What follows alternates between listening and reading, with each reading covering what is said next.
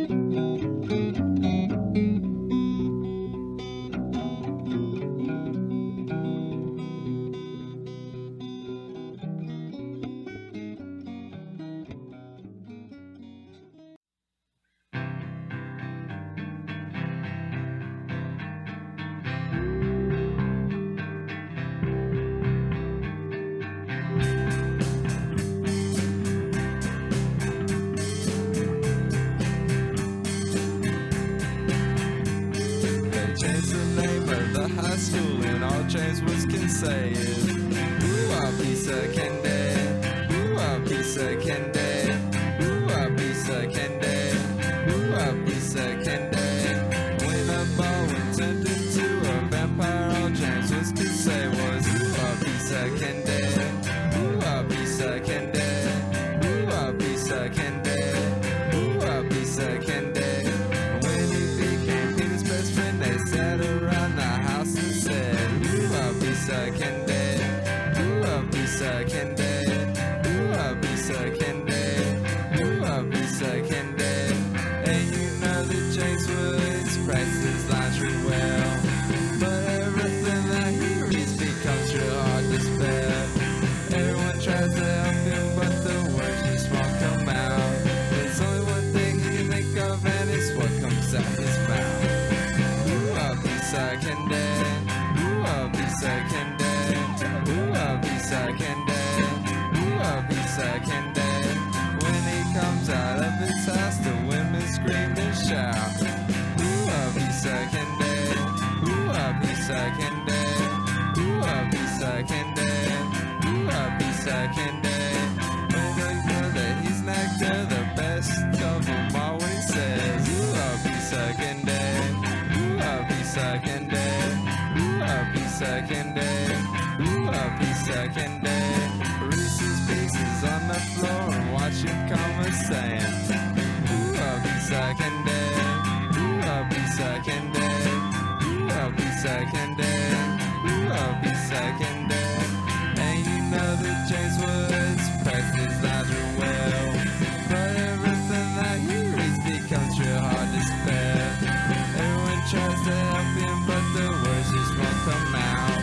There's only one thing he can think of, and it's what comes out his mouth. Oh! Ooh, a piece of candy. Ooh, a piece of candy.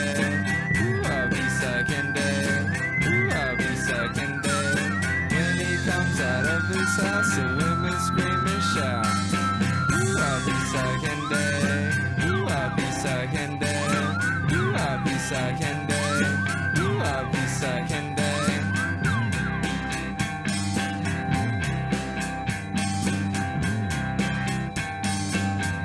Piece of candy.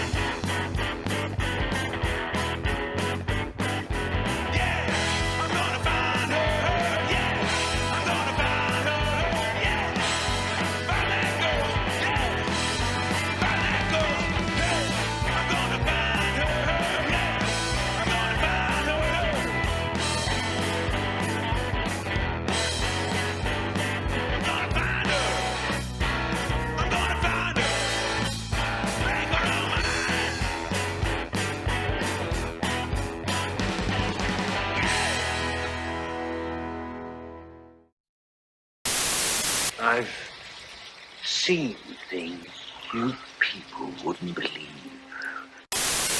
So, a creature for my amusement. Prepare for battle. Fucking thing sucks!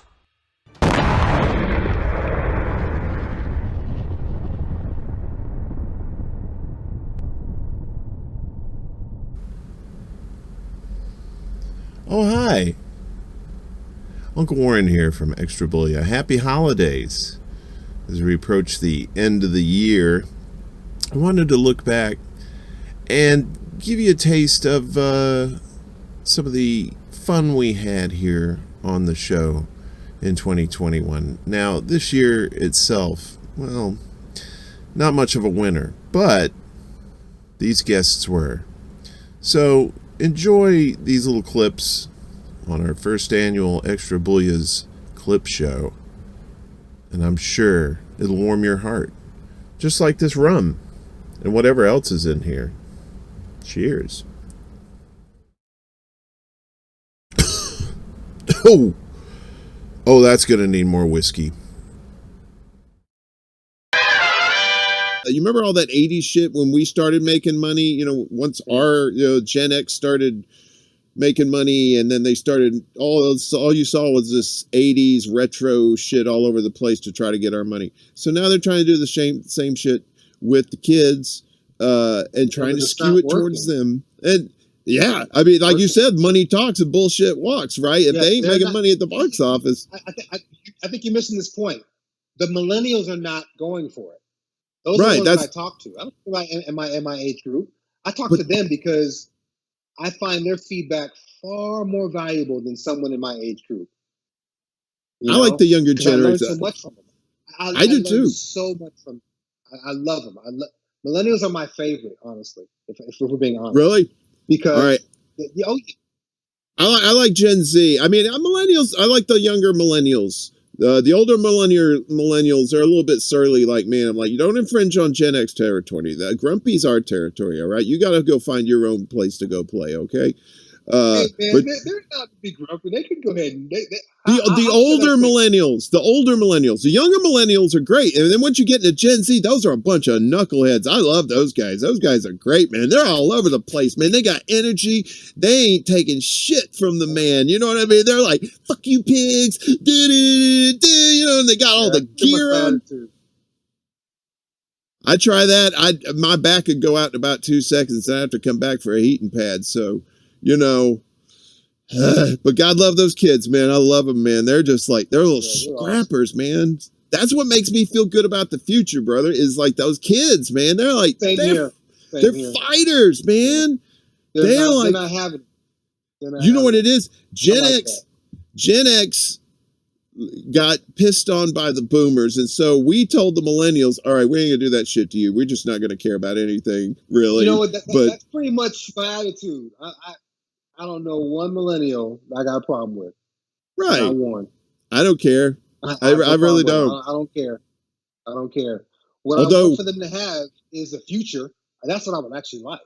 Yes, sir. I would like them to have the same opportunity that I had coming out of school. You know, if they want to get married, don't want to get married. You want to have kids, you want to, study abroad. It's nice to have some fucking options. Yeah. Instead of being, shoehorned into military service where your return is 50-50. Yeah. I'm truly lucky to be sitting here in front of you today. I'm truly lucky. Well, I'm glad to see you, brother. I'm glad you are here. I'm glad you are here. And it's just my parents were silent generation. Dad was born in the 20s in Mississippi, just dirt poor, family of, it's like 9 kids, 7 or 9 kids, something like that. And, wow. He taught me, I mean, he was in World War II, and I got the boomer benefit. What the silent gen did for the boomers, they did for me, and my sisters are boomers. So I always felt like, that generation, the silent generation, they gave to the boomers. They said, we want you to have better than what we had, because they went through some shit, right? So they said, Yeah. okay, we want you to have better. But the boomers said, okay, we got better. And Gen X comes along and like, yep, pull yourself up by the bootstraps, motherfucker. All right. And, here Which you go. I Here's some. did, actually. Yeah. did. Well, you got to, I mean, here's some student loan debt that's going to haunt you the rest of your life. You like that, that kind of shit. The stuff they didn't have to deal with. Oh, healthcare. Oh, $10,000 ride to the hospital in a ambulance. Oh boy, it sucks to be you. Pull them bootstraps up, brother. If they don't say anything to me about that, that's fine. All right, just you be you. But when boomers start talking down to me about shit, that I just light into them like a freaking blowtorch, because it's just like, you guys, As you should. you spoiled rotten. You got everything good right at the best part of your lives, and then when we came along, you said, "Go fuck yourself." And so now, I loved how, what was it recently? There was some shit on Twitter that lasted like 5 minutes, how boomers were trying to get Gen X to help them, because the millennials were picking on them, and all the Gen Xers said, "Go suck it." I'm not doing that. No. Oh. I have zero desire to attack someone who is doing the same thing I'm doing every day, who's getting up, going to work, trying to take care of themselves. Exactly. That is not my enemy. I try to make sure that my anger and my vitriol and my venom and my hot spit, whatever you want to call it, goes right to the top. There you go. These motherfuckers are literally living off of our backs. And it incenses me that nobody else is as pissed off as I am. No, I am. Really does. It's not a lot of people have. That's probably why I gravitate towards you, because you have the same fuck you energy that I have, and that's really where I'm at right now. I'm not trying to be nice. I'm not trying to be your fucking friend. I'm just not doing that now. There was a time where I was trying to be diplomatic and kind of, try to ease people into it. Now, let's just go slow. You know what? Fuck that.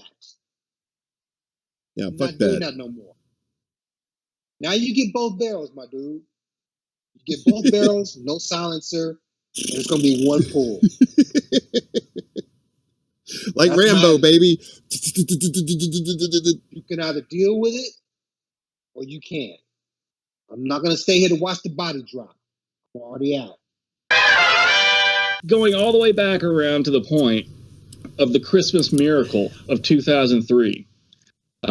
We get to California, and you, me, and Pam, our good friend Pamela Perry, we meet up with some of her friends at Venice Beach, and it's Christmas Day in California. Now, let's rewind, because you remember the first night we were in California. Where did we stay in California the first night? I think we were in not Echo Park. It was Kansas City. We weren't in Compton. Were we in Compton? We were in the county of Watts. We stayed in Watts. Yeah. And you remember what happened that night? I sure do. That whole trip was very, I mean, it was amazing, right? But the thing was, it's like most of the time, I think most of the trip was sunny. I mean, we had really good weather, especially that day when we went to Area 51. And then we stayed in the hotel. That was funny. We went to Vegas and we didn't do any of the Vegas shit. We went to Area 51 instead. So instead of gambling, we gambled with our lives. So, but when we left Las Vegas the next morning, it was like this dark, foreboding cloud over LA. And I was saying, well, that's not a good sign. So as we get into LA, we're going around, and then it's like starting to get rain and stuff like that. And we get to the hotel, and we get everything in there, And it was like cracking thunder and lightning.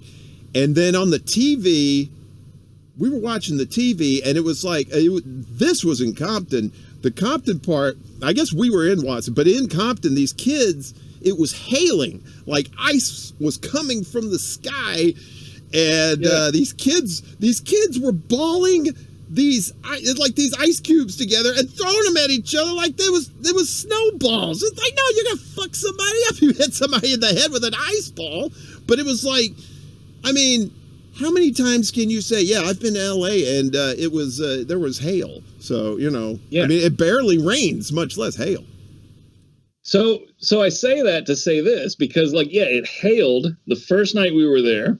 So Monkey Boys brought bad weather to California. Then, we settle down. We go to Venice Beach on Christmas Day, and it was overcast. It was, I don't know if it was raining or just drizzling, but it was wet. But we're on Venice Beach at this friend of a friend's bar. And they have like a deck looking out to the ocean, and we're all out there on the deck looking out at the ocean like, wow, we're in California. This is great. Now, Pam had been there for a while, so she wasn't really too, awestruck with it. But we were like, man, Pacific Ocean and beach and California, Venice Beach. Great. So we're sitting there at this bar. Nobody's at the bar. Like, nobody's out. It's just nasty overcast.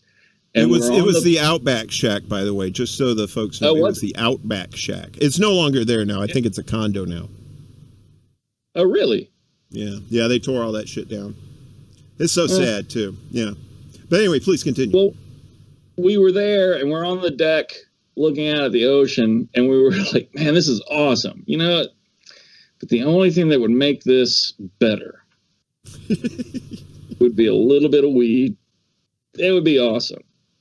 Love to have some weed. And as soon as, I don't know who said that, if it was me, you, or Pam, but as soon as those words were uttered from the back, somebody was like, hey, anybody want to smoke? Yeah, I know, right?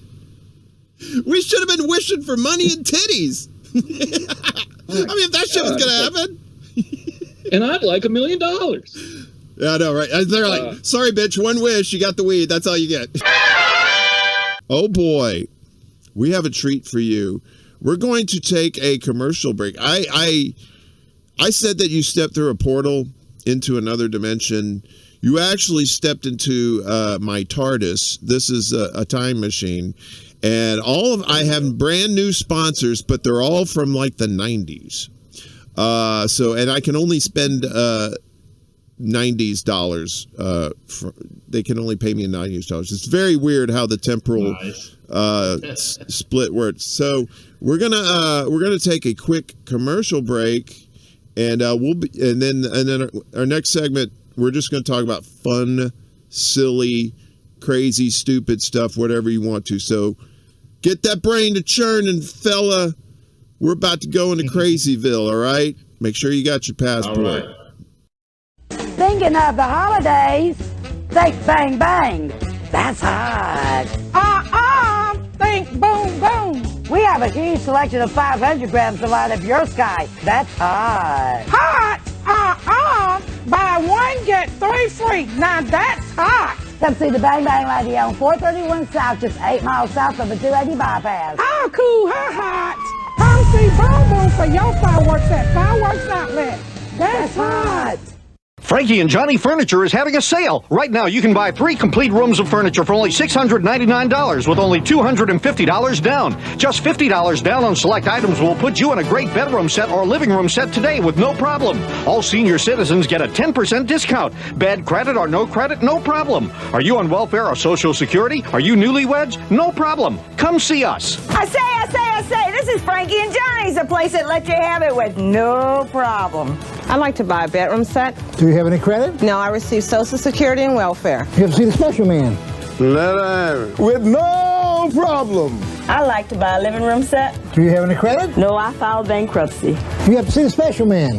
Let her have it. With no problem. I say, see Frankie and Johnny, he's a credit man in town for only $50 down. He can put you in a living room set, a bedroom set today. See the special man. I got the $50. $50. Let her have it. With no problem. I got it with no problem. Howdy, y'all. This here's Mike. Down at Mike's Golf Shop, where we buy golf. That's right. We buy golf clubs. Mike's Golf Shop. Come on over here. We buy golf clubs. Over at Mike's Golf Shop. Come on down here. We buy golf clubs. That's right. We buy golf clubs. We buy golf clubs. We buy golf clubs. We buy golf clubs. We buy golf clubs.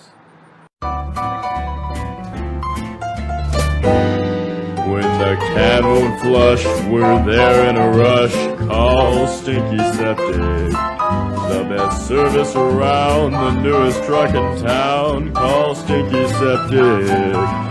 Just make the call, we'll do it all. We're the best of the lot with a honey pot. You'll be in luck when you see our skunk. Call Stinky Septic.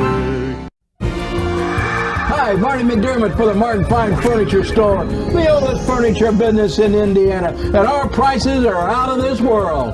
50% off everything, every day. A free chair with every sofa purchase. Free deliveries, free setups, and 6 months free financing. Mr. Martin, did all these Martians buy our furniture? Yeah, and I hope they don't expect free delivery all the way to Mars. You got that right. Once upon a time, a junk man had a dream.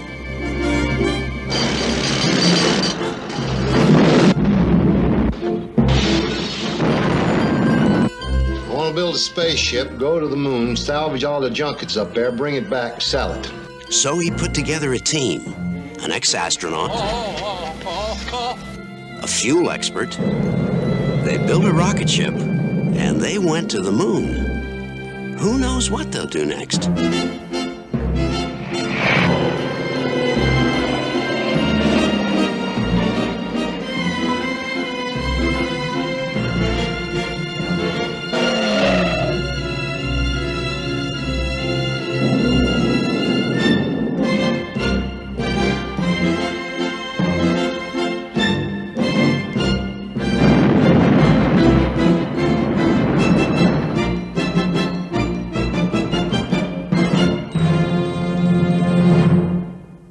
Seattle Today, weekdays at 9 a.m.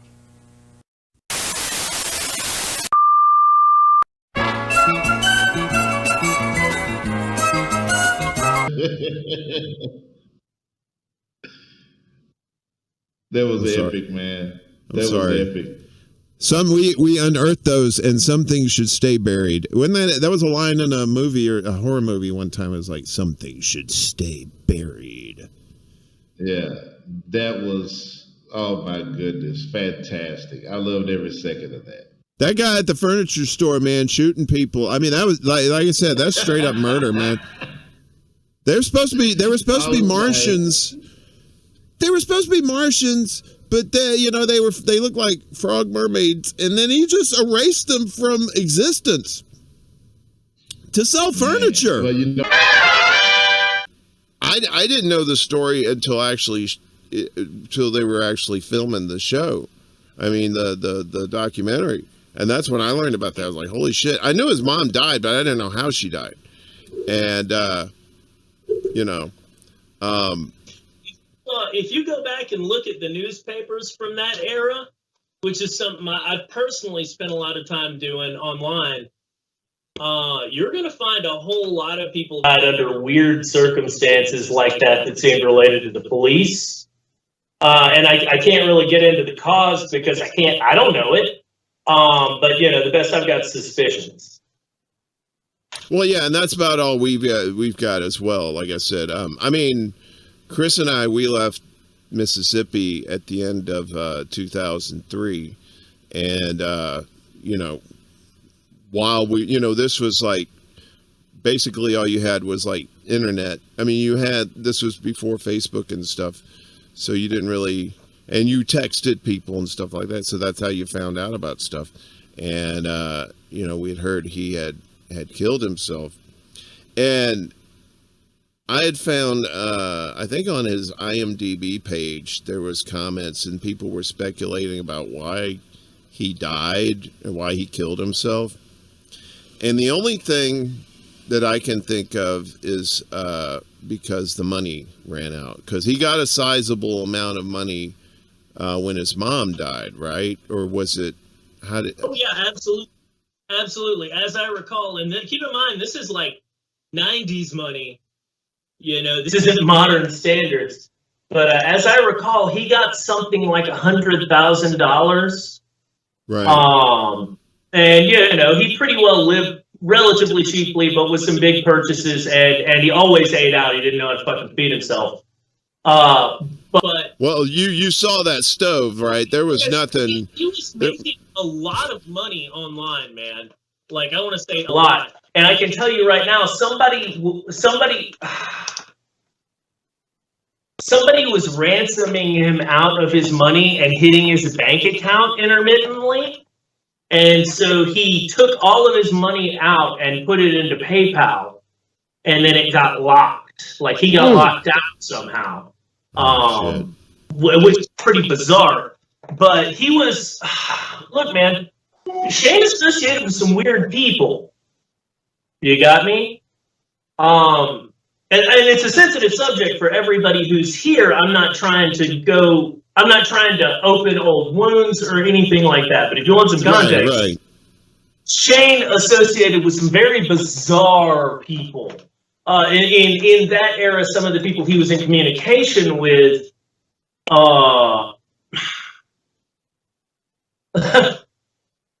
were associated with, you know, music, the music scene, Hollywood, and I'm not trying to sound like one of those people, but specifically with like industrial music. This is something we talked about a lot. I introduced him to some of those people because I knew some folks like Paul Raven and some people associated with like Skinny Puppy. And so I know he was in communication with them, and he was in communication with, what's her name? Tina Weymouth. He was in communication, though, with Genesis Peorage.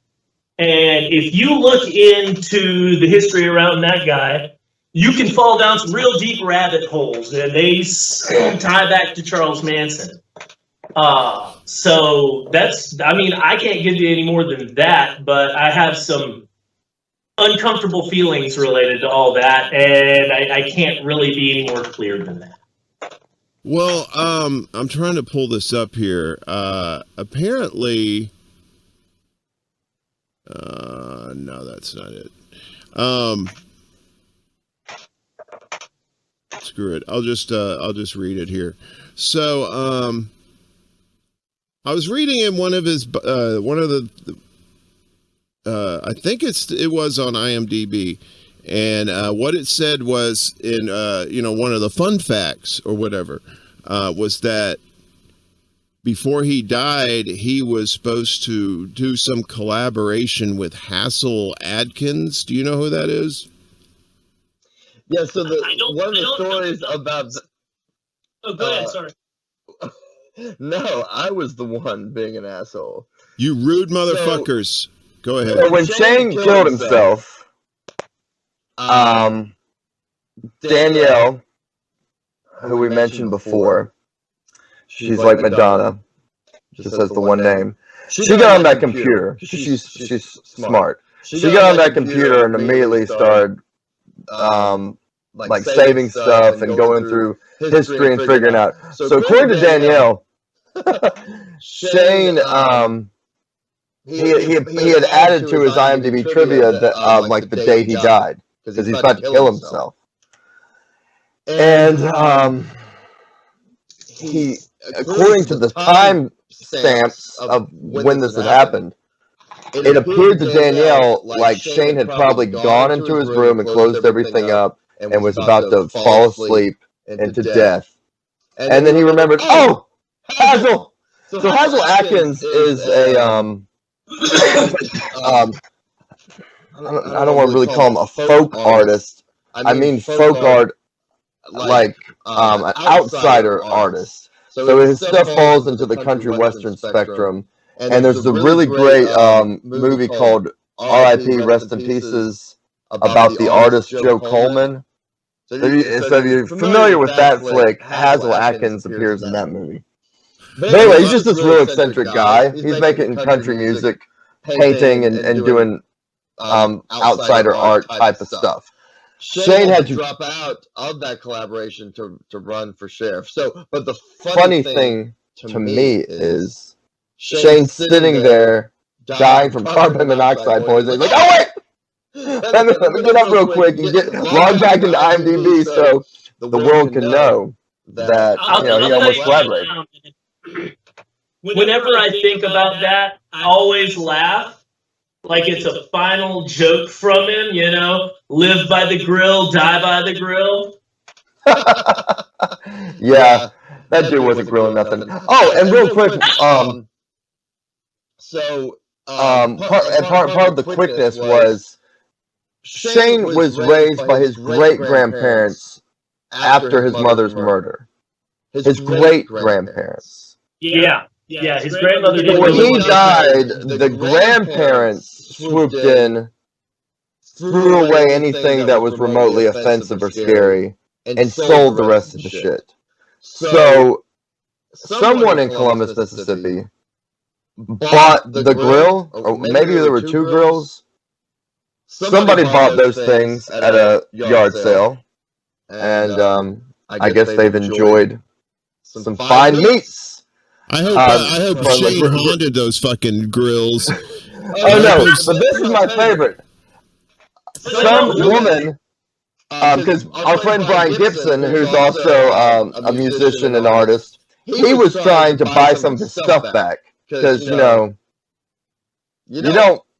want to be leaving your stuff at some guy's house that's going to kill himself. Wait, so Brian's at the yard sale to buy back his records and stuff, and he overhears this older woman saying, "Oh, this will look great in my grandchild's nursery." She's holding one of those Gacy paintings we saw in the movie. So somewhere in Columbus, Mississippi, an African American child grew up looking at Poe the Clown. So that's astounding. And Shane, I live right up the street from where Shane's buried because some of us like Columbus, you archy bastard.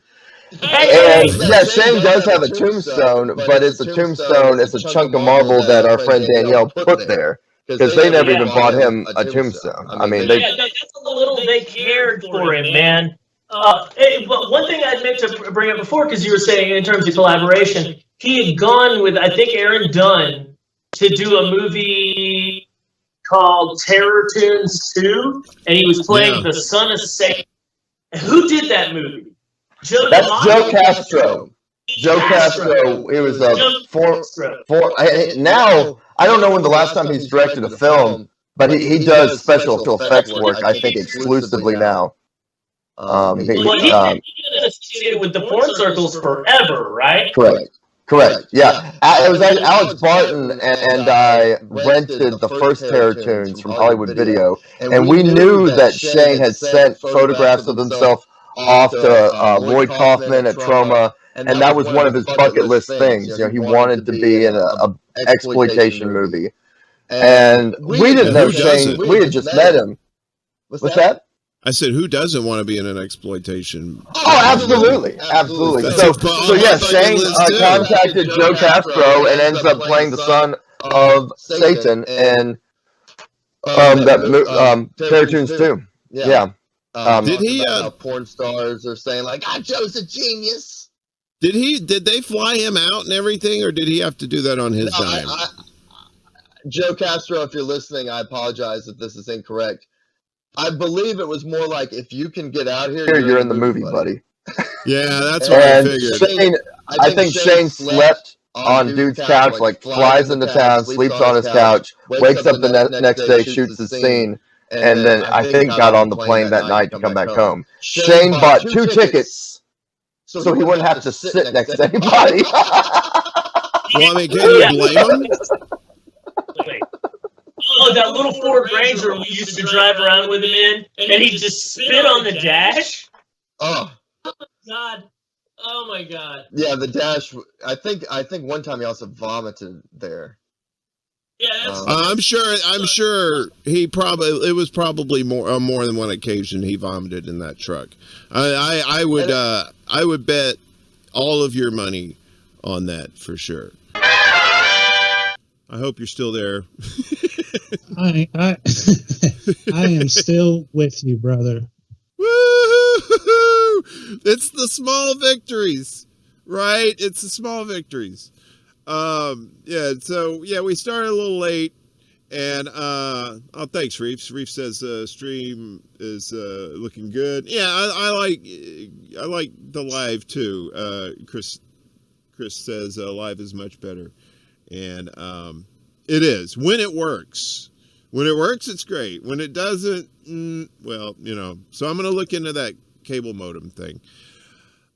Spittin', like I said, we met on Twitter, and I have found like some really cool people on Twitter. I didn't think so when I first got on Twitter. I thought it's just gonna be some angry ass people. It turns out that was true, but they turned out to be cool angry ass people, and I understand their anger, and it seems like, you know, folks like you understand my anger, and I think that's why we hit it off so well. I just want to and this is just for spitting. Do I sound okay? No Robbie the robot this time? Oh, you sound perfect, buddy. Oh, as usual. How am I sounding? Oh, you sound like a waterfall full of angels and a bunch of really good sounding Lee Greenwoods. I'm about ready to make those angels come, bro. Well, I got nothing to say to that. That's the sound. That's the sound of angels coming, bro. Crickets. That's the sound of all my dates whenever I would ask them out. That would, they just. Well, then how did they ever become dates, bro? I wore Drakkar Noir, and the ladies cannot. You can't resist Drakkar Noir. I'm sorry, especially if you're in the 1980s or early 90s. But I think the cutoff was like around 91 was probably like, that's when Drakkar was like, okay, you gotta go. Fun fact about Drakkar Noir. Yeah, go for it. It is the world, like serial killers. You know what I'm saying? Serial killers all wear Drakkar Noir. Well, that's comforting. Tell us more. No, like that's something like, look, that one and Cool Water, dude. When I'm sitting at a restaurant or something and somebody walks by, and I mean, they always wear that shit thick. You know what I mean? Like, you can always spot a Cool Water guy and a Drakkar Noir guy. And more often than not, whenever I spot out the Drakkar Noir guy, I do call the police on him and have them do a background check. And what you're talking about in 2021, somebody wearing Drakkar Noir. You're not talking about old school. You're talking about today, right? I'm talking about every time, dude. Every time. 9 out of 10 times. They have came back positive for being a serial killer. And you know, even if they haven't killed anybody yet, they were going to. How does that work? I mean, wait. Now, I've worn Drakkar Noir, and I've wanted to kill people, but I've never killed anybody. So, am I like an outlier? Oh, David. No. David, shout out to you in the chat. But please, let's expound on this theory. I want to hear where this is going to go. No, you are definitely probably more than likely going to be a serial killer. If you have lived Drakkar Noir. What is it? What is this Minority Report? Are you predicting future crimes, dude? I don't even get off this couch. The only way I could kill somebody is if they were sitting right next to me. That's the only way I'm killing anybody. And even then, I'm just kind of like, you're bothering me. But please continue. I'm sorry. Now listen, I pay very close attention in the group chat, and where did you go the other night? Bodega. Well, yeah, I live in New York. That's where bodegas live. But I don't ever leave the couch. Well, see, you're already caught in a lie, brother. Damn Law and Order. Well, it's only half a block away. But any further than that, no, I'm not. And I'm not killing anybody at the bodega either. Those guys are pretty cool. Although there's been a couple of people who have walked in and just like, but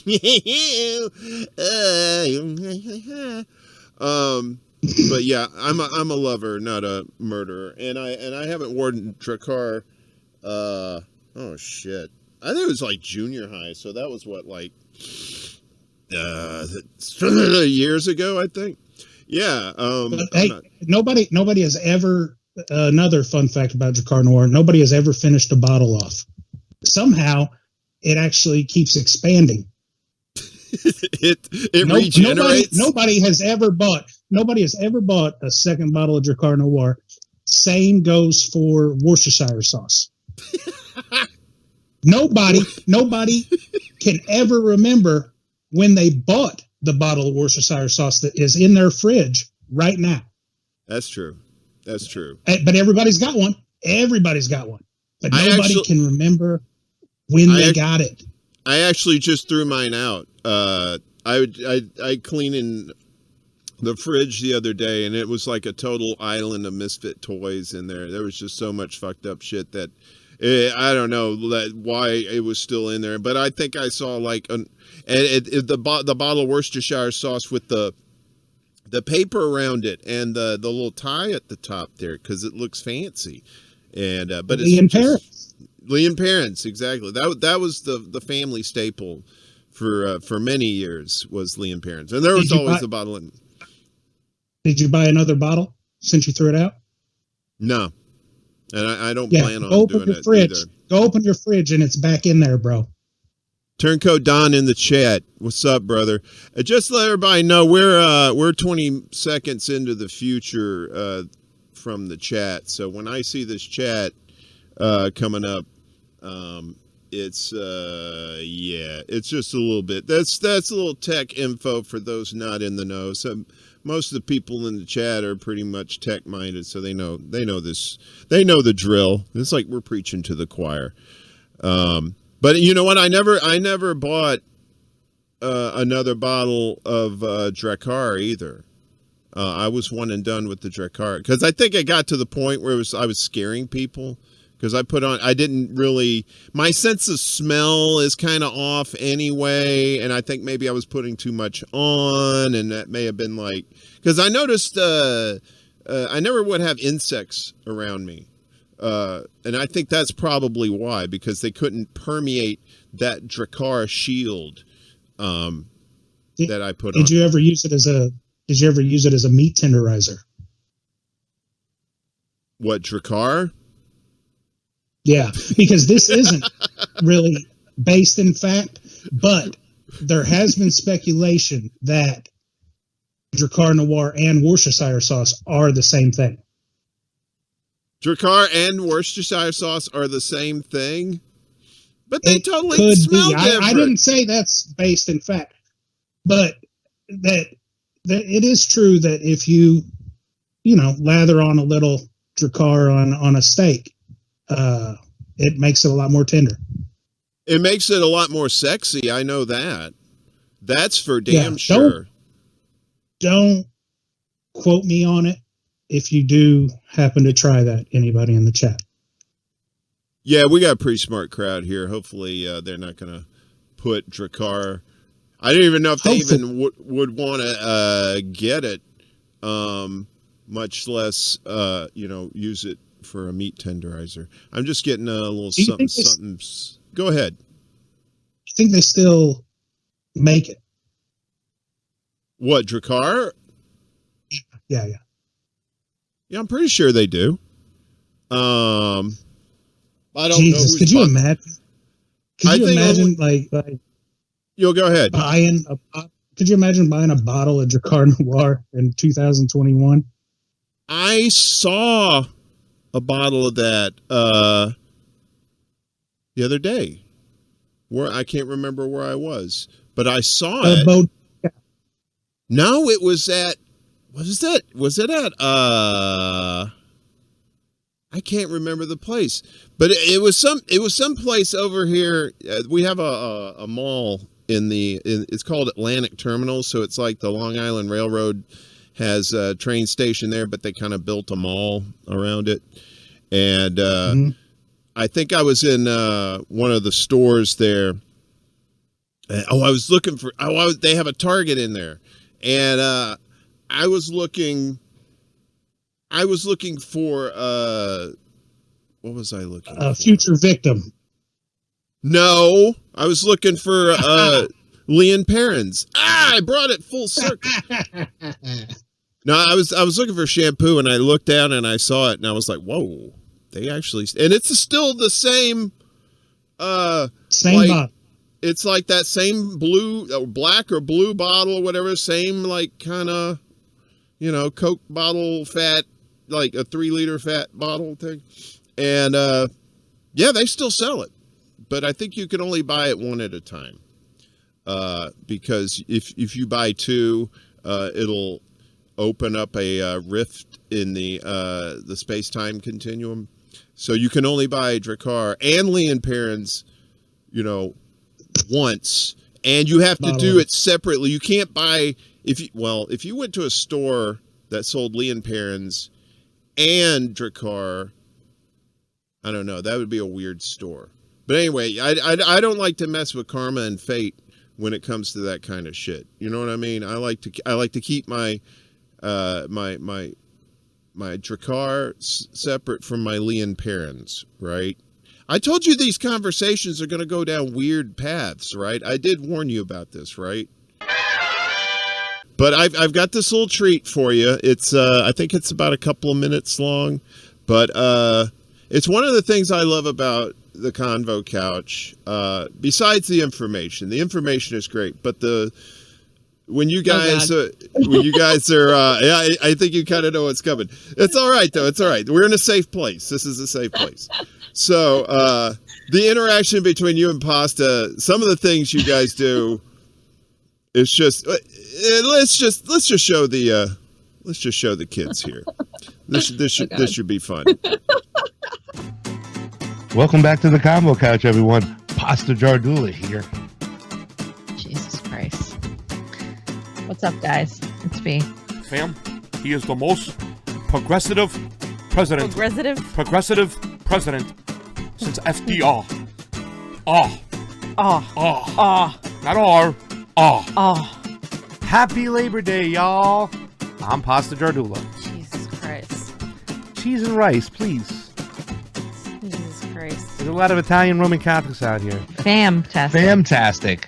Oh, that's a new shirt. Fantastic. That's a little... That was cheesy for me, but could work. I don't know. You know, for pasta, that's like right in the wheelhouse. Yeah. That's like... Cheese McGee's. Oops. Good morning, everybody. Welcome back to the Convo Couch. This is Pasta Jardula here. It's afternoon, and I'm Fiorella. Run, and then I run back 3 blocks. Run, fat boy, run. He's saying it's... Closer to your mouth, make sure. Oh. He's saying it's a pretty as close to my mouth as it gets without me like putting my mouth around it. So anyway, it is always appreciated on the couch. It's too much. Okay, that was a bad one. I know. I'm gonna work on that one. His boomer jokes. I know, but then also you can get over to the rock. And he's bin not even a boomer. I have to protect Pasta at all costs because he's the cook. Can I be Sexy P and her be Jolly Fee? I'm not jolly. Fam, you know who's too much? You? No. I speak with an Italian accent to the basil, right? Unless it's Thai basil, then You know, but most bays are like, how you doing? You feeling good? They'll give you some water. Damn, that's your Brooklyn accent's much better. I heard you are collaborating with A bread and round alliance. Red and Brown I Alliance. know. God, that Brooklyn. Oh. Then I'm really good at darts. Also, always appreciated on the couch. Your transitions need work, Sam. I know. Well, just, you know. Bam, it's afternoon. It's morning in Hawaii. Aloha! I am Pasta Jardula. It swaps words. It gets like Yiddish. Gotta start the show off right, fam. Gotta get you all cray. Hi, everybody. What's going on? Okay. I don't do tricks, remember? I know. I'm just asking if you wanted to. I'm being a gentleman. It is always appreciated on the couch. Yeah, fam. Wow. Oh, are you jolly? No. I got bolognese on the stove, eggplant getting ready to friggin' bake. I got all this beautiful stuff. So many carbs. Fam.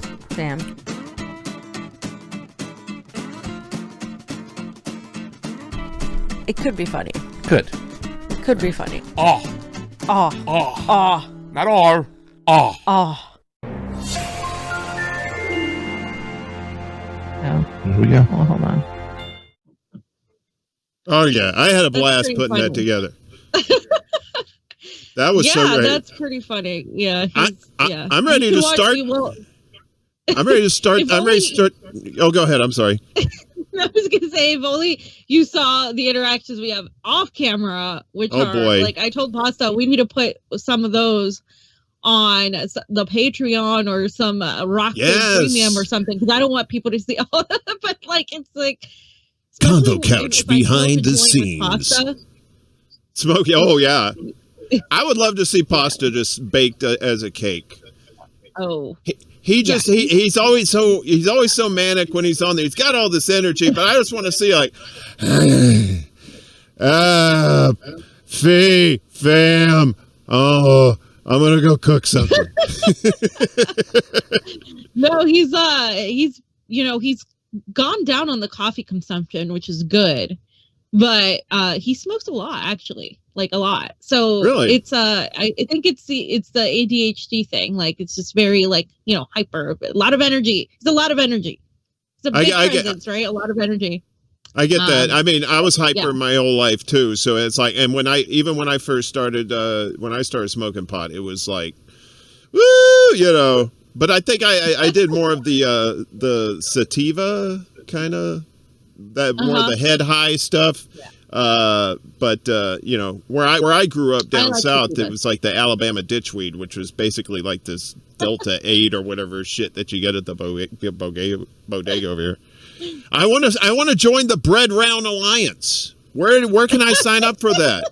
Ask Pasta where the sign up sheet for the Bread Round Alliance is, because I want in, because I like bread Italians, and they circles. Love bread, so it's like the Bread Brown Alliance. And the cheese, like the Italian cheese is round, so it's like the Bread Round Alliance. It's always appreciated on the couch, fam. So this is Jack, little Jack. There's now baby this Jack. That's baby Jack. This was before. Now you said baby Jack had surgery today, right? That picture, yes, that picture was taken the day that I found her. Okay, so I'll give a brief story. So the kittens are about 5 weeks old. We found them very soon after they had been born. And I had been going out and checking on them and making sure that everybody was okay and whatever. But then mom moved them. And so for I don't know, like maybe 7 to 10, 12 days, I didn't see them. And so finally I came back, I went back outside and they were underneath my porch on the other side. So I ran over and I'm like, oh, hey kitties. And then little Jack came out, and with that, you guys just saw it, this huge ass thing on her eye. And I freaked out. and scooped her up, and I ran inside. My mom's living with me right now, and I'm like, Mom, I need you to watch my kids. I have to go. And so I drove 45 minutes to Dublin, to the OSU Emergency Veterinary Clinic, and she lost her eye. Her surgery was this morning, and so that's today. That's a post-op pic. So yeah, poor little baby Jack. She's so tiny. She weighs just over a pound. She's like 1 pound, 1 ounce. And she's the cutest little nugget. She's very sassy and cuddly. She thinks she's a parrot. She likes to sit on my shoulder, which is, I don't know. She likes to lay on my neck and she likes to sit on my shoulder. She's a crazy cat. But yeah, little Jack lost her eye today, but she's doing great. The surgery went really well. She's a little drugged up and out of it. But she is doing really well. So and animals like that. And I grew up down south, and we had like a plethora of animals. We always had a whole bunch of like dogs and cats and stuff like that. And the cats are very, very resilient creatures. I mean, we had one that was missing like a back leg, but it was like, no big deal. The cat just adapted. Kind of ran funky, but, the cat was happy, it was just doing its thing, and I'm pretty sure Jack's going to be the same way. Get acclimated to the one eye. Maybe you could get him get her a little pirate, eye patch. Like somebody said for Halloween she needs to be a pirate for sure, and I'm like, now I got to find a little tiny pirate hat. A little teeny tiny. I'm one of these people. Okay, so, My lady and I, we go to the New York Comic-Con every year, right? And they have this giant show floor where everybody's peddling their wares and whatnot.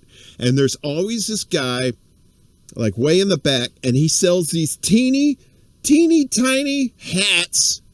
And they're just like, I don't know what it is. I just love hats. Like anything tiny, like a kitten, a puppy, a hat. If they're tiny, I'm just like, I just turn into, no, oh my goodness, and I just start speaking this language. Like, my girl just kind of looks up at me like, the fuck's wrong with you? She gets. I do the same thing though. Like when we go to a fancy restaurant and they have like the little baby Tabasco bottles, I'm like, oh, right. It's so cute. It's like, I think it was, this is kind of random, but there was a cartoon on Adult Swim called Harvey Birdman, and there was a villain on there, and he would shrink things because he liked things tiny. So every time he'd shrink it, he goes, "Oh, it's so cute and tiny." I'm kind of like that too. I'd shrink him down and like, "Oh my goodness, you're so sweet." But then I get the look of disappointment from my girl. What is wrong with you? That's the side eye. That's the look. She's like, she's very supportive. Don't get me wrong. Oh, that was cute. She's very supportive, but she knows that I'm batshit a lot of the time. So she kind of tries to not control me, but control the batshit so that it doesn't go out of control. So if I'm like going crazy, seeing like a puppy pile-on video, because if I see puppies like crawling all over somebody, and it's just like, I think there's one in here. I gotta show you. Here comes Jack. Oh, sweet. I'm gonna put Jack up while I look for. Aww. This is Jack. Oh, she's not happy about this little cup. She's pretty pissed sweetie. About it. Hi, little baby. I'll be whipping you when you catch a 9 tails. Yar. She's the sweetest thing. Here we go. Puppy pile. I think she is just gorgeous. Do you think she's a runt? You think she's the runt of the litter? No, she was the second. Okay, so I don't know if you were following the whole, because there was another cat that I was definitely the runt that I tried very desperately to nurse back to health. Like stayed up all night, 2 nights in a row, like fed it bottles and all of this stuff. And we ended up losing that one. But Jack was probably the next smallest one, I would say. Oh, okay. Because I remember a while back when I had my cats, one of the cats was the runt, and was just the sweetest thing. And you could cradle her like a baby, right? And if you scratched a certain spot in her back, she'd start licking your nose, right? Yeah. So I was a big time stoner back then. So I'm sitting there, I'm baked as a cake on the couch, and I'm watching something, and I'm sitting there scratching the cat's back, and the cat's licking, and I get, it's good like 20 minutes, and then I stop, and I'm like, oh shit, and I put the cat down, and the cat's just like, and just runs immediately to the water bowl. I didn't mean to torture the cat. I thought it was like everything was cool. I was scratching, she was licking the nose, you know, we were golden. And then the next thing you know, I practically dehydrated the poor thing. That's why I never had kids. I think, the cats were kind of the trial run. And for the most part, I did okay. But, you know, if had those been humans, I think social services probably would have showed up. Yeah, I'm gonna be in Park Slope probably on Halloween, because I take my youngest. They have the big Halloween thing in Park Slope. Yeah, so really? I'll probably be there on the 31st. Oh, really? What time does it start?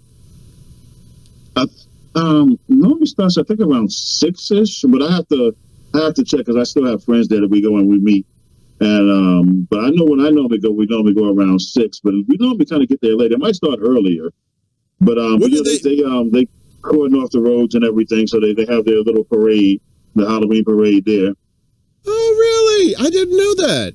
Me and my lady went to we used to go to the one over there in the West Village there. They were in Greenwich Village, but I think they didn't have it the last couple of years because of, but I think they're having it this year because one of the Richies that lives around there, he said, you know what, I missed this parade.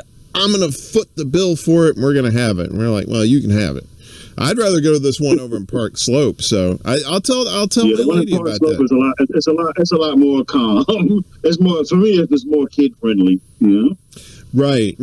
It's kind of like New Year's Eve around here too. Like, although we don't really do much on New Year's anymore, but they have the fireworks on the river.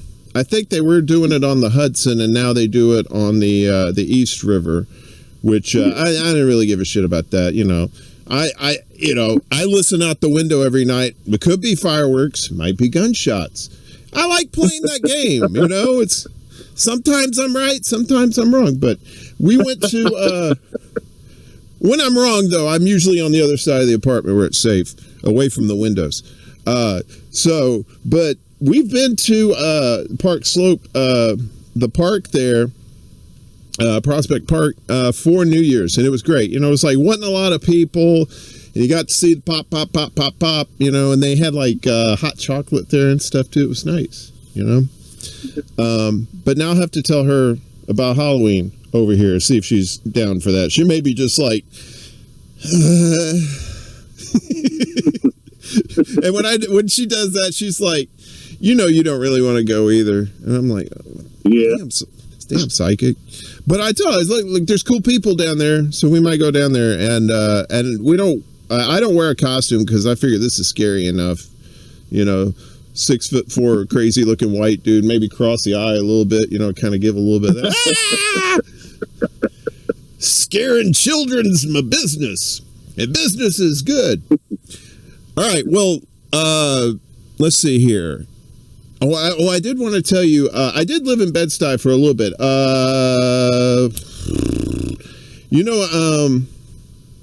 What's that hospital that's on Flushing and Broadway? That big brown hospital over there.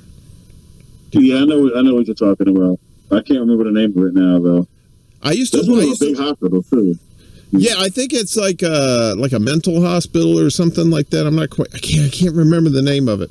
But my roommate at the time when I got to New York, that was the first place we lived, and he was already here, and he called that place the Chocolate Death Factory. He said because it had a chocolate color, and he said if you go in there with a hangnail, you'll probably come out like with, you know. Are you talking about the one that was on like on Flushing and Broadway, by the train station by the L? That big ass one, Woodhall. That's what it's called. Woodhall Hospital. Yeah, that's the one. Yeah. Yeah, he called it the Chocolate Death Factory. And he said, if something happens, go to Brooklyn Hospital. Don't go here. Don't go here.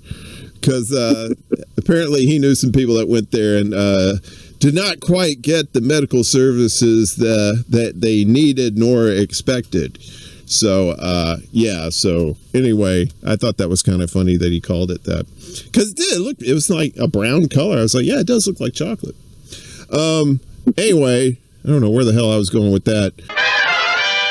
That reminds me of my other story, like the other story of one of my favorite journalists of all time, Hunter S. Thompson, who managed to get one of the best interviews with Nixon in the shitter. Like Nixon was in the shitter. He just essentially went into the bathroom. He's just like, oh, hey, it's Nixon. I'm going to ask you some questions now. And he just like talked about football, if I'm not mistaken. But he used like football to like get answers, if that makes sense. Back when there was actually investigative journalists. Well, I think Nixon played football too when he was in college, so that's always like an easy. So you're in the shitter, and you're talking football. You're gonna tell everybody everything, man. They're gonna think like you're their long lost brother or something. You're talking about that in the shitter. So as a Floridian, there's a story that puts two of my favorite things. One of my favorite things being Hunter S. Thompson, but the other one, Hunter S. Thompson used to live with Jimmy Buffett for a period of time. Really? Crashed on his couch for a while. Yeah. Jimmy was like, yeah, sure. Just, hang out, anyway. At one point, Jimmy Buffett has to fill out an insurance file for his boat that was recently wrecked. Right? And all he put down for reason of destruction is Hunter S. Thompson, and period dot signed it, sent, right? And they accepted, gave him full, they're like, yep, we get it, I love that. Shit. I love that that's a story that's had to happen. It's just like that's there's probably so many insurance filed under just Hunter S. Thompson, just yep. Right. That guy's super weird, super good. He was like the sheriff of a Colorado town for a period of time. He was a sheriff? Like a real sheriff, or was it like a Clint Eastwood mayor type thing? Oh. One of those things. Back in our old neck of the woods, if you're in and around Mississippi and Louisiana, there's a possibility that you can be arrested by Seagull.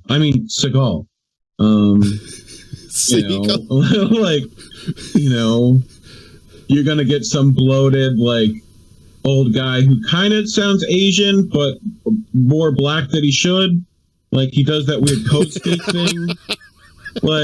Sup, brother? Konnichiwa. What are you doing? Can you imagine you're a cop? You're a cop in Louisiana, and you just get you're going into training, and you're like, yeah, you think some ex-military SEAL guy is going to teach you how to do the kung fu's? No, Steven Seagal. What? I'm just picturing grab his hand like this. I'm just trying to picture Steven Seagal you're driving down I think it's I-55 or something, it goes from Jackson to New Orleans, right? And you're just right outside of New Orleans, and you see these blue lights, blue and reds, pull you over, somewhere and it's near Hancock County, probably. Right, yeah, it's right before you get to the state line, because it's and he gets out, it says sheriff on the car, and he walks up and he looks down and he's like, "You going to Natchez?" Oh, fuck, it's Steven Seagal, right? Because you're in the same area as Brett Favre around there. Although Brett's got money, he don't live down there. He sends money there. Have you seen any of his new stuff, Steven? The stuff there's this. You should. It's just if you want that terrible movie experience, right? Below, do they have Z movies? Is that a classification? Past B? Just go all the way to special characters. Like I need like the Wingbat, the Dingbat version of like because that is those Seagal movies now. Like there's a movie where he's like, I think it's called Sniper or something like that, but it's not affiliated with those other good sniper movies. It's like, and he sits in a chair for like most of the movie, and like it's ridiculous. There's also, what is it, the Asian Connection. He made the Asian Connection. Like who's so Steven terrible. Seagal? And yeah, it's so good. There's also like when he went to Ukraine and he's like in the black kimono and they just give him a carrot. They're like, here's a carrot, and he doesn't know what to do with it. So like half the pictures are just him holding a carrot, like kind of eating it. I'm here. Twitter shitter. I just had a freak out. I ate like 3 edibles because I hadn't had any in a couple of days, so I wanted to be ready. Whew. You get like Joey Diaz dosed up, or like yeah, I took a Joey Diaz. Star death dog. I'm not tiny. I'm like around like I'm probably closer to 250 right now. So gotcha. I can take a little extra that goodness. Those are great videos too. There's compilations. Just look up Joey Diaz Stars of Death. He'll make people on the podcast do them, right? Have you been acquainted with the Stars of Death? I think they're like the small ones are like 500 milligrams. Like you can get ones that like are a crazy amount, right? Like a whole bag is like 1,000 milligrams or something like that. Like, and he'll just give one of those to people and be like, "Good luck, dog." Like, just like there's compilations where it's just like these people are definitely not ready for that, and like he's just like, "You need to lay down. You lie down and want some water." Like you're on a podcast, like you're doing a pod, and they're just having like a panic attack on, like, it's gonna be okay, just take a nap, like, hey. And they all ask him like, "Are you this high?" And he's like, "Yeah, but I took a Xanax 30 minutes ago, so evens it out." Like it's like, "Oh, thanks, Joey." I love that. Joey so probably many takes cases of him dosing people. Joey probably takes ketamine. Seeing you on video going after these people, just like Franco the Bulldog, just like I ain't done with you. Get your ass over here. It's like you like somebody's mom over there with her shoe in her hand. I said, "Bitch, I told you to get back over here. I ain't done with you. Get your ass over here." And but what made you that way? What was what's your Marvel origin story? What got you into activism and stuff like that? How did you get bit by a radioactive protester? What happened? Marvel origin story. That's right, baby. We're nerds around here, man. Yeah, man. You know what's right in front of me right now? Yes. I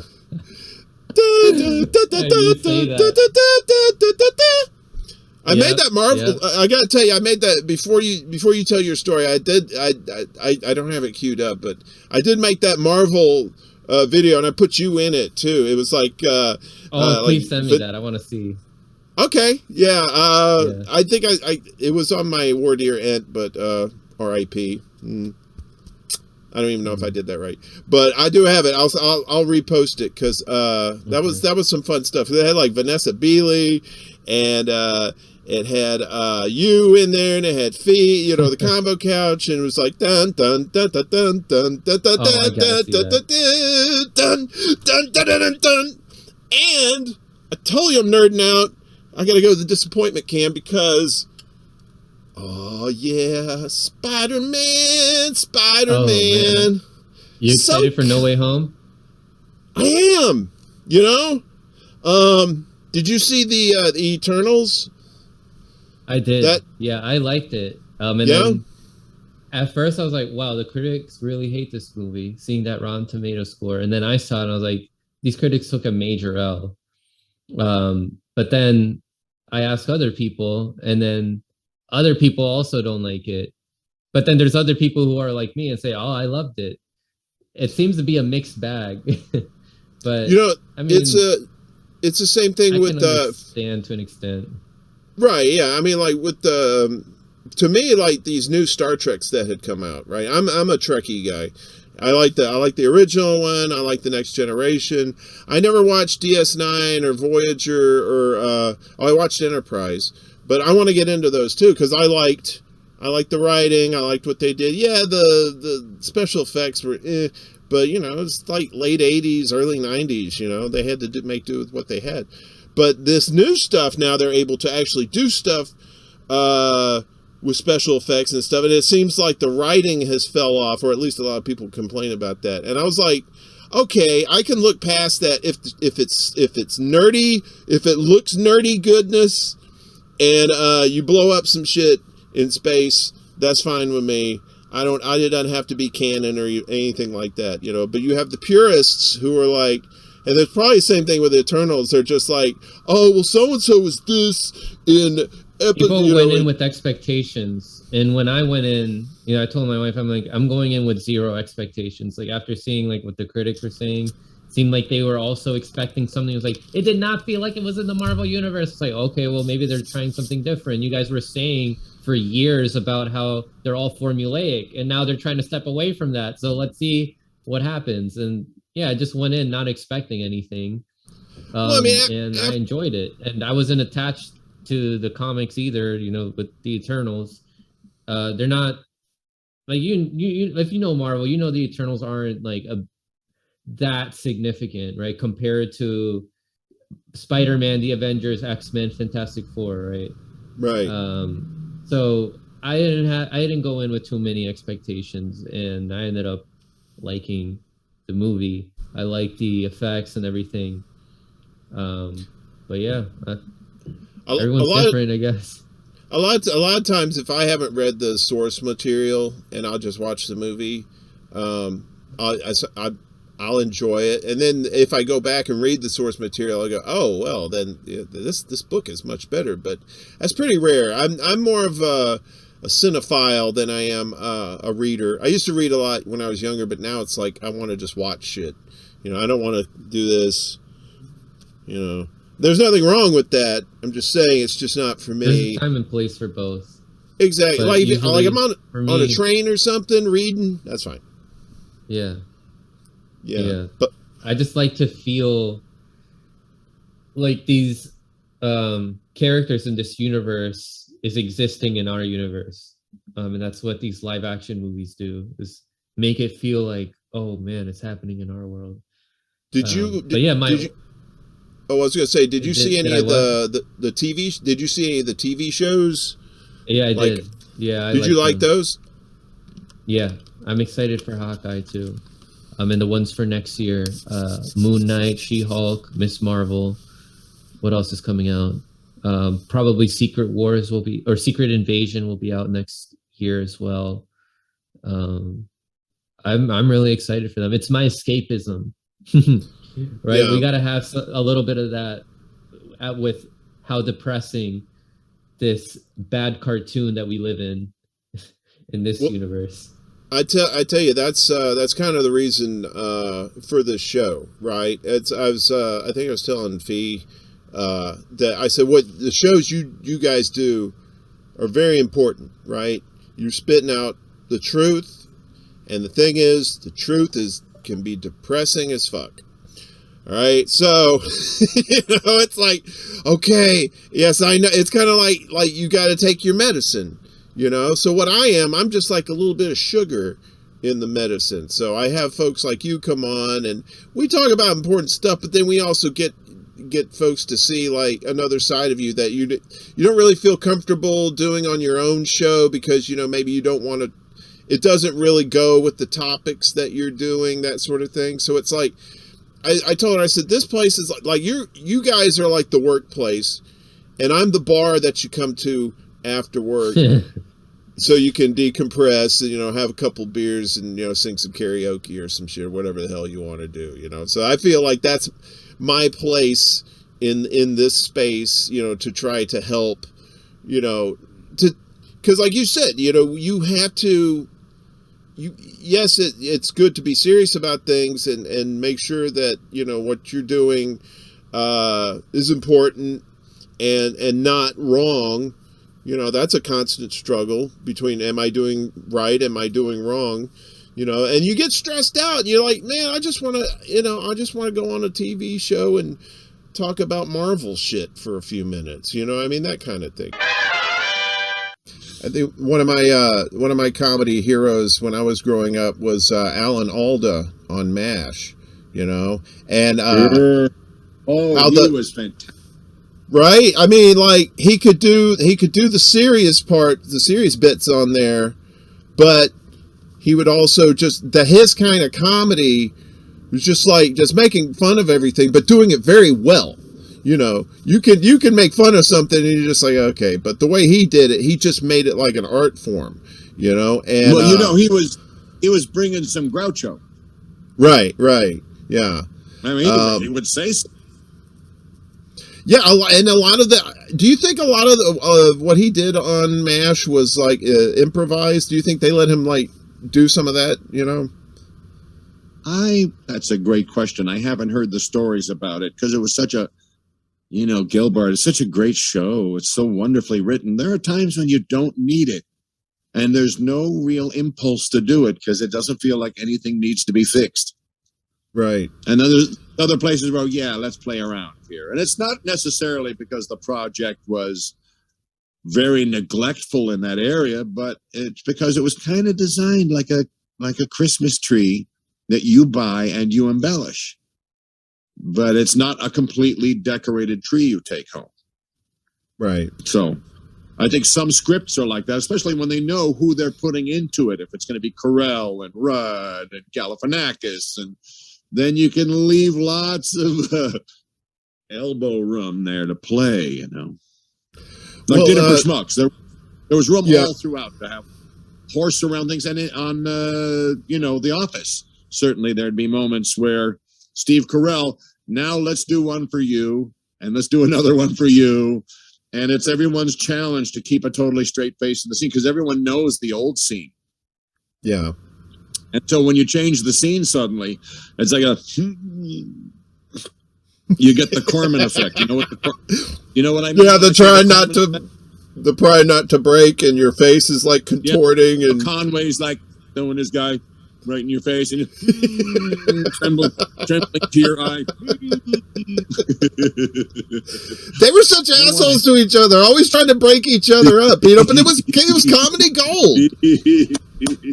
Right? I want Evan to look like that. When I'm up there, I want to take a loop of being either Harvey or Tim, one dynamic or the other. I want to live in that moment and cut it and scotch tape it together so it just keeps going round and round forever. Right. I want to live permanently in that moment. I always dug people who like comedians in that situation where they were trying to. They were doing a performance for the audience, but they were also trying to fuck up their buddy, like, you know, like in a good way, you know, like I'm going to throw you something such a curveball, you're not even gonna see it coming, and then I just want to see what you do, you know. Not like the Jimmy Fallon where he you know, God love him, he just laughed at everything. I think he was just a fan of comedy in general. So I mean, it would have been a great spot to be in, you know, he likes be improv. on that show. He's one of the hosts that will let you do a little horse around rather than the thoroughly gone over index card of material, you know. Right. We go over every word of that now because we have sponsors. Now, I'm not trying to call you old or anything, but you were around during the Carson days, right? Were you ever on? Did you ever go on the Tonight Show? I have an interesting story about that, my friend. Please. You know Joan Rivers' story, and you know that there was a little conflict towards that. Joan believed in me. She also raised hell. She also rocked the boat. She also didn't try to make everyone happy. She had brass ovaries, you know. And Joan pushed for me to get on the show, kind of around the other people like Freddie DeCordova. He wasn't so crazy about me. He doesn't like he didn't like my politics or any of it, you know. So my crazy act was not something he thought was right for the show. But Joan fought to get me on there. So Joan got me on there, but she got me on there the night when there was the big blow up about, hey, you didn't tell me that you were building an audience, and then you're going to get your own show on another network that cuts a half hour into mine. And so there was a huge fight that night, but that was the night I was on the show. So I got associated with all. That was that for me, but it was a fine set. It just, you know, it was a fine set on that night. No matter what, it was out of Joan's hands. Thank you, Joan Rivers. Love you up in the stars, wherever you are. Big hug to you, darling. Thank you for always fighting for me. And big love to Melissa. And sorry about you just losing your beautiful little pet there. But I'm grateful to her forever. She's the reason I got on the show. It lifted the kilt on the Scotsman. I'm gonna tell you that much. Hey, you want to see me meat and taters, laddie? Well, you see them all. Oh, look at it. It's a big giant tree trunk and a couple of acorns right next to it. Release the Kraken. Oh, if I turn around, you can see the Kraken. You know, I like to tell people I have Scottish blood in me because it sounds cool and they really can't prove otherwise, so fuck it. So I'm thinking about getting a kilt, and, you know, but I would wear underwear because, you know, it gets so breezy in New York, and you don't want to do a Marilyn Monroe, you know what I mean? Well, depending on the guy, sometimes that may be kind of fascinating for me. I mean, look, hey. I went out on a date with a guy and he wore a kilt. So kilts are sexy as hell. It was fun. It was fun. And plus, he lotioned his legs. It was fine. So it was good. Was that like soft skin? Like very nice? Did you get that far? Did you get to that base? I mean, you know, I don't want you to kiss and tell, but I'm just saying, you know, I just want enough to do that nice legs. Yeah? Listen. His legs were a little on the hairy side, but as a gay guy, I'm like, I was cool with it. It's fine. Right? Look, I like a little roughage. Look. Wait a minute, should I have said that on live air? Oh my God.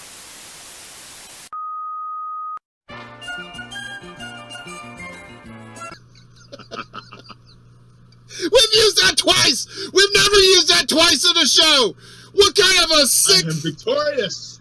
You know what? I got something else for you. Like if you tell them, I tell a lot of dad jokes, even though I'm not a dad, at least not that I know of. But when I tell a lot of bad jokes, I'll usually do this afterwards. I like to show the cows and the crickets. Some of us are fathers to pieces of tissue.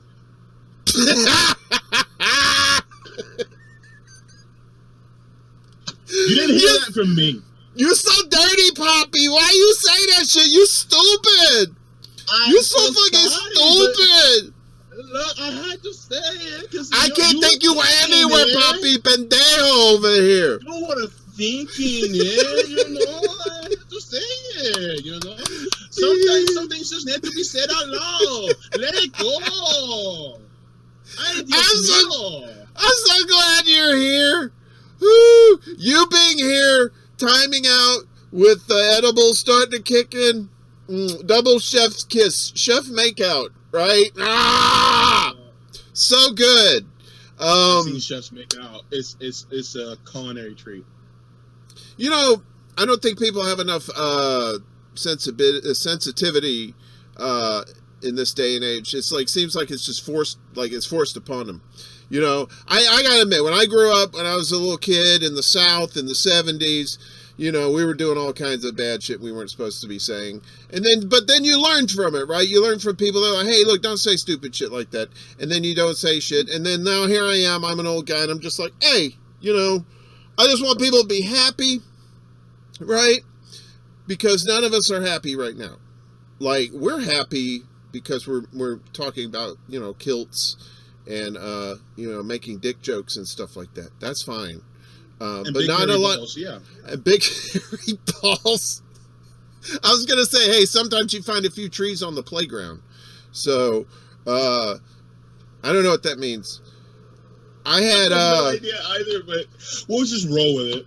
I had chicken strips for dinner, and they may have been tainted, so we'll see how that goes. The 365 means. Speaking of taints. 365 days of sexy. And you know what? You guys are fortunate. I have not had one alcoholic drink. I did not smoke weed. This is me sober. Can you imagine me under the influence? You'd be in for it right now. I don't know. We would have to have two internets to sustain this programming. So, can I ask you to do me a favor? No. Please? Can you I mean, if you put some sugar on top, then maybe, I don't know. I got sugar bits up there. Listen, can you do the that was my stage name back in the day. Sugar Sugar bits. Sugar bits. Yeah. Oh, sorry, go ahead. Coming up to the main stage, it's Sugar Bit. Sugar Bit's going to be showing us what's going on tonight. I'm not going to lift my shirt, you probably have to pixelate my titties, Whoa! No, we don't have those capabilities. Anybody shows titties on this show, like I said, it's R-rated R and up, man. We don't care. FCC or whoever be damned, man. They don't know where I live. You know what, FCC? You know me. I remember that. I used to be a DJ back in the day, not like a club DJ, but like a radio DJ. Yeah, back in the 90s. And the first station I worked at was a top 40 station. So like that's when OPP was like big. So I played OPP a lot. That other P, it's not so simple. And it's true. But the thing I wanted you to do is, can I get an honest to goodness JB lean in for me to the camera? Oh, dear God in heaven. Is this real? Is this real? Yes! Yes! Dun, dun, dun, dun, dun. Boom, boom, boom, boom, boom, boom, boom, boom, boom. Oh, my goodness. You're like, I'm not a toy. Stop playing with me.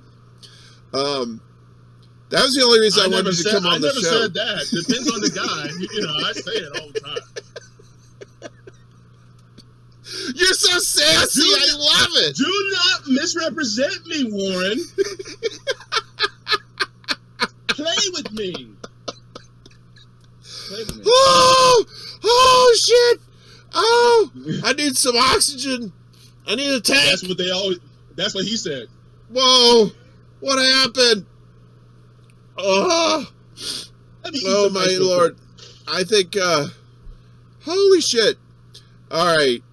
Man, that was wonderful. I told you we would have some fucked up shit on here tonight. So we were talking before the show started about whose dick plane was it that went what dick plane fucked the sky? Oh, yeah.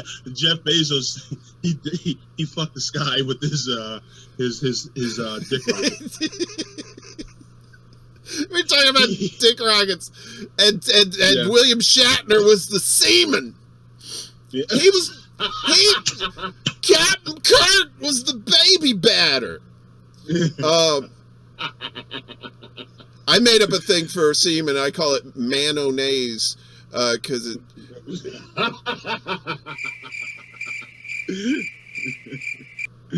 Yeah. So. Yeah, I don't. That's why I never got into marketing. Hey, I got a gay joke for you. Okay, go for it. Because I'm gay. What type of medical insurance do gay people have? I don't know. HOMO.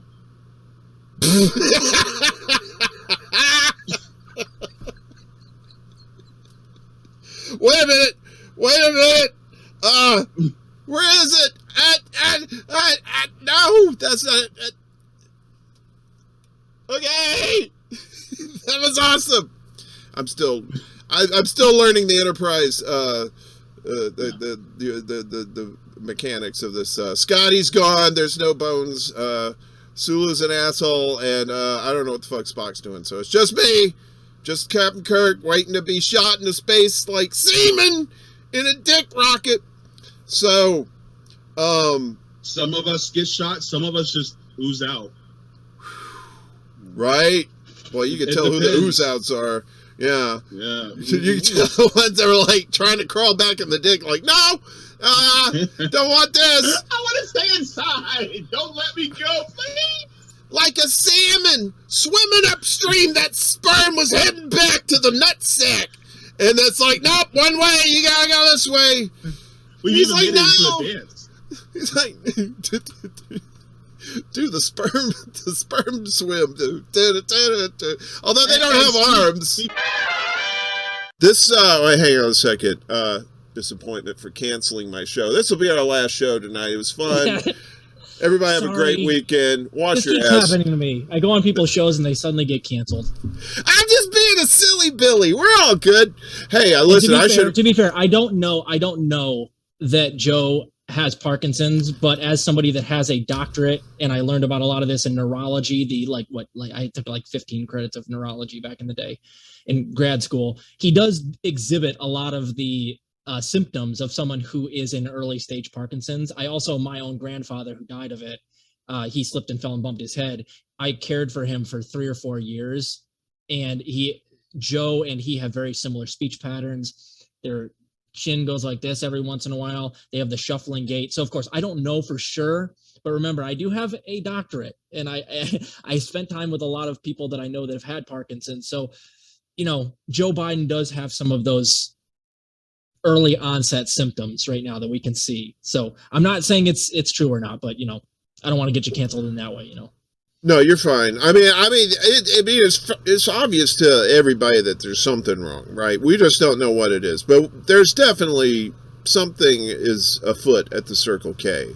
There is, there's something is going horribly wrong there, and I think that's what's going on too.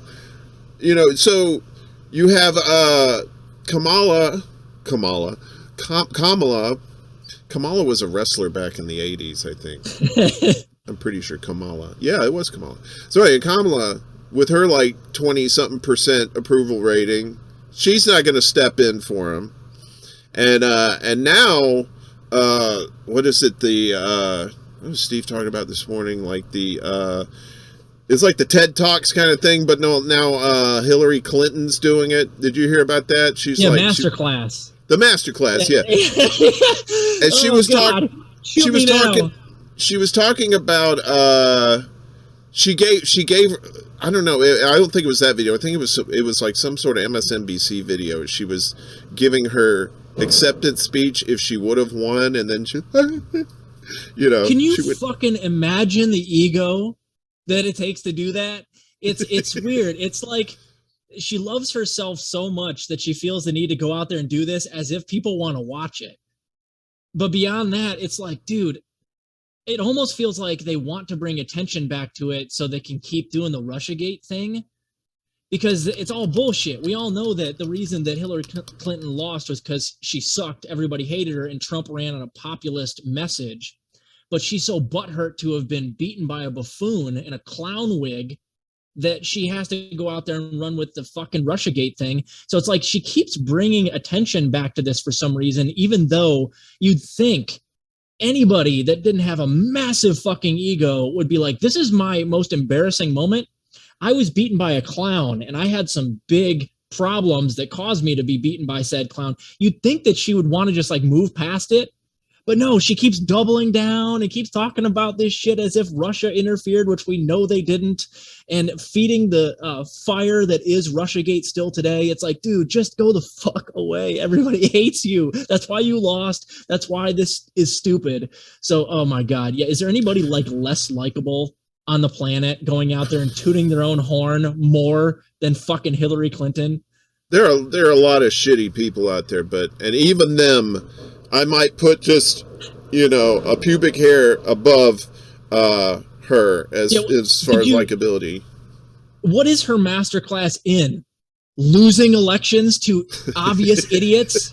Like, what are we going to have now? Like, we're going to have fucking Amy McGrath, who lost against Mitch McConnell teaching a class on how to win an election. It's like, dude, we pumped $110 million into your ass so you could get publicly horsewhipped by Mitch McConnell. What the fuck? We live in a cartoon. We live in a very cartoonish world, which makes my job as a satirist very, very easy. But like, what in God's name could Hillary Clinton possibly be teaching a master class on now? How to keep hot sauce in your purse. Scaring children at Halloween. Yeah, right, that she could definitely do. Nancy Pelosi could teach a master class on how to make ice cream from the blood of poor children. Like, I don't fucking know. Make sure you wring them out. Make sure you wring them out. You don't want to waste the blood. She's got about 25 gallons in her fridge right now. I know, right? She's up against it like, there's just ice cream in there. It's really, it's untasty ice cream. It's just horrible. So you're the host of Millennial Splaining, right? So tell me about that show. What's that about? Oh, well, Millennial Splaining is basically my way to scream into the void. I feel that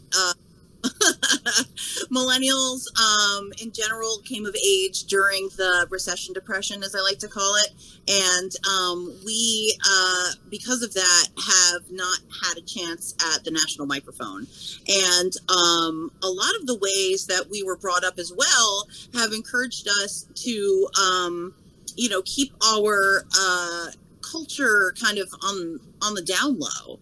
Like, we don't, if you think of millennials, you don't really think of like, a subculture in the way that you would think of, boomers, hippies, or, even, I don't know, Xers, like punk and hip hop. I don't know, like you wouldn't think of millennials having that, because we didn't have a public microphone to sort of,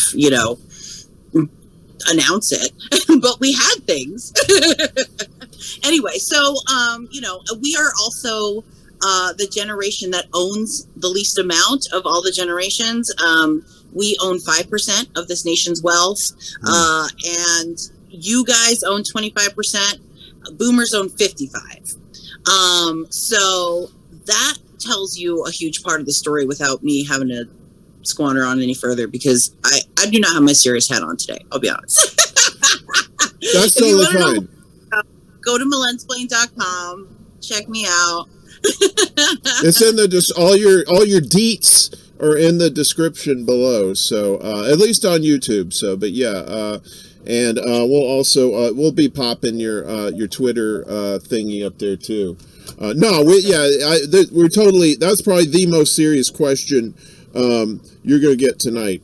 And that might be a little bit scary. I have a fucked up phone, so I knew this thing was gonna, like, as soon as like things got quiet and dramatic, I have two ringtones. One is Sanford and Son, and the other one I think is the theme from Barney Miller. And because only two people call me, so I didn't want to be like in the middle of something serious and all of a sudden,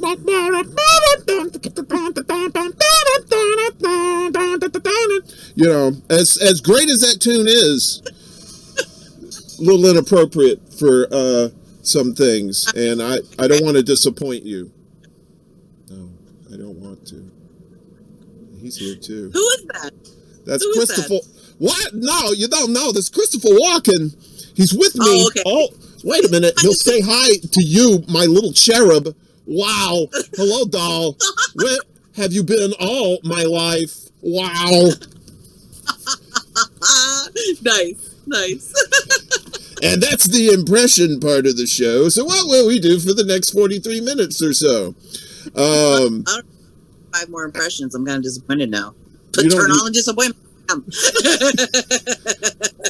Can you do impressions of people? Do you have like your favorite one that you haven't done for anybody, or maybe you do all the time? Oh, I do a lot all the time. Yes, I can do let's see, what can I do? I can do Carol Channing. Stop it. Don't say it unless you mean it.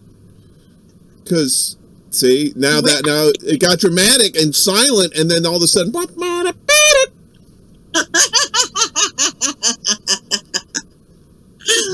my phone goes, hello, Jolly. Well, hello.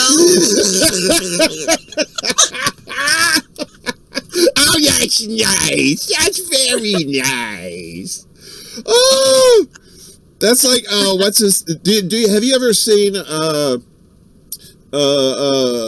is it? Whose line is it anyway? Like, Ryan's? Yeah. I used to watch the one with Drew Carey when he hosted, and they had Ryan Stiles on there, and he would do this carol chanting that was like, oh yes, nice, and it was just like single tear. That's our show for tonight. Thanks everybody for watching. Have a great new year.